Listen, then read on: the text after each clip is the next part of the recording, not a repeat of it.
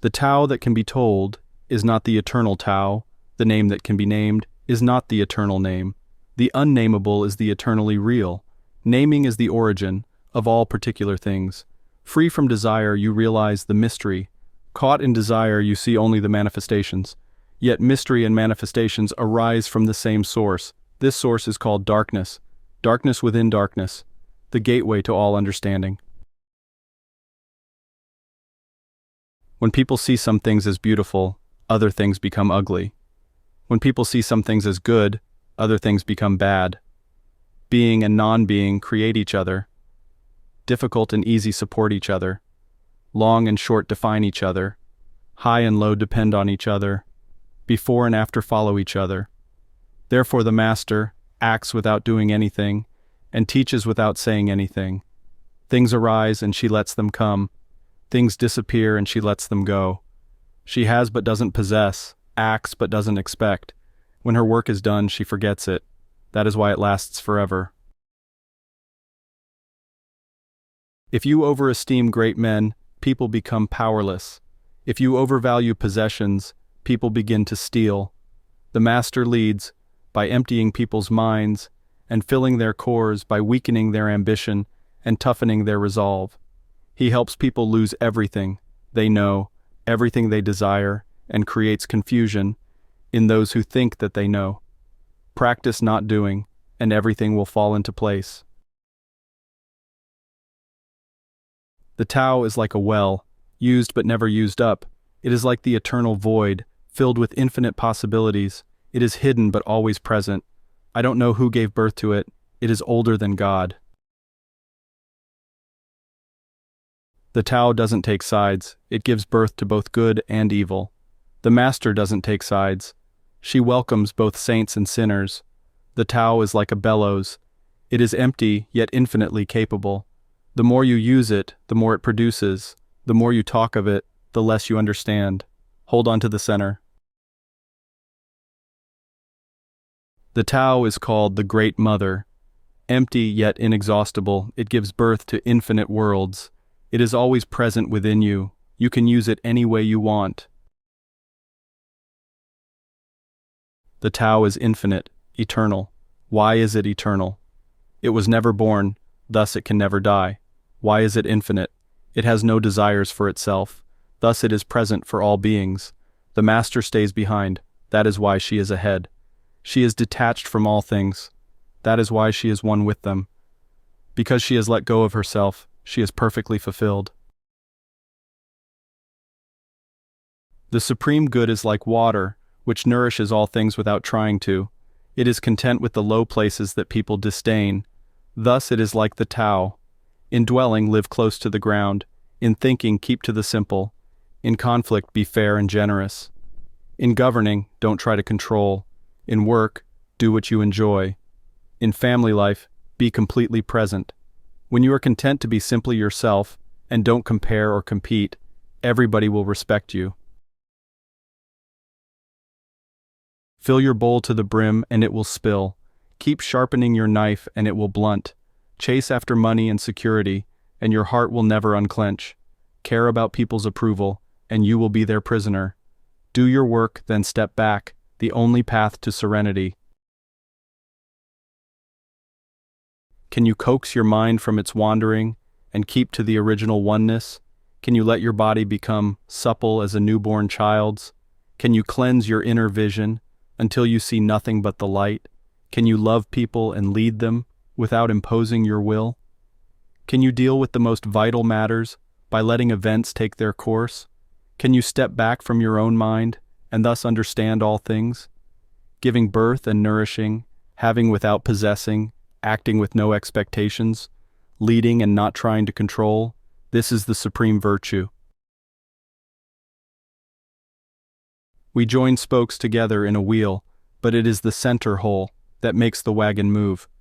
We shape clay into a pot, but it is the emptiness inside that holds whatever we want. We hammer wood for a house, but it is the inner space that makes it livable.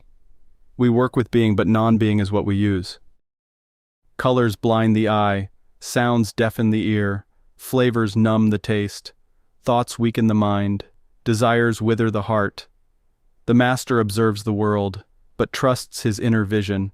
He allows things to come and go. His heart is open as the sky. Success is as dangerous as failure. Hope is as hollow as fear. What does it mean that success is as dangerous as failure? Whether you go up the ladder or down it, your position is shaky.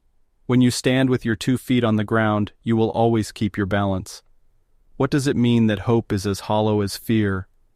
Hope and fear are both phantoms that arise from thinking of the self. When we don't see the self as self, what do we have to fear? See the world as yourself. Have faith in the way things are. Love the world as yourself. Then you can care for all things. Look, and it can't be seen. Listen, and it can't be heard. Reach, and it can't be grasped. Above, it isn't bright. Below, it isn't dark. Seamless, unnameable, it returns to the realm of nothing. Form that includes all forms. Image without an image. Subtle, beyond all conception. Approach it, and there is no beginning. Follow it, and there is no end. You can't know it, but you can be it, at ease in your own life. Just realize where you come from. This is the essence of wisdom. The ancient masters were profound and subtle. Their wisdom was unfathomable. There is no way to describe it. All we can describe is their appearance. They were careful, as someone crossing an iced-over stream, alert as a warrior in enemy territory, courteous as a guest, fluid as melting ice, shapeable as a block of wood, receptive as a valley, clear as a glass of water. Do you have the patience to wait till your mud settles and the water is clear? Can you remain unmoving till the right action arises by itself? The master doesn't seek fulfillment. Not seeking, not expecting, she is present and can welcome all things.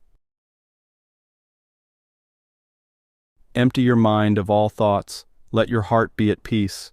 Watch the turmoil of beings, but contemplate their return. Each separate being in the universe returns to the common source. Returning to the source is serenity. If you don't realize the source, you stumble in confusion and sorrow. When you realize where you come from, you naturally become tolerant, disinterested, amused, kind-hearted as a grandmother, dignified as a king. Immersed in the wonder of the Tao, you can deal with whatever life brings you, and when death comes, you are ready.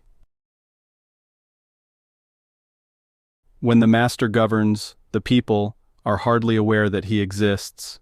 Next best is a leader who is loved. Next, one who is feared. The worst is one who is despised. If you don't trust the people, you make them untrustworthy. The master doesn't talk, he acts. When his work is done, the people say, "Amazing, we did it all by ourselves." When the great Tao is forgotten, goodness and piety appear. When the body's intelligence declines, cleverness and knowledge step forth. When there is no peace in the family, filial piety begins. When the country falls into chaos, patriotism is born. Throw away holiness and wisdom and people will be 100 times happier. Throw away morality and justice and people will do the right thing. Throw away industry and profit and there won't be any thieves. If these 3 aren't enough, just stay at the center of the circle and let all things take their course. Stop thinking and end your problems. What difference between yes and no? What difference between success and failure? Must you value what others value, avoid what others avoid?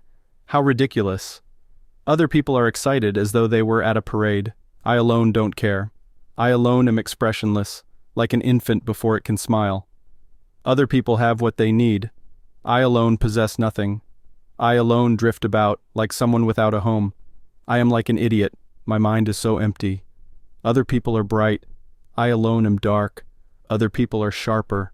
I alone am dull. Other people have a purpose. I alone don't know.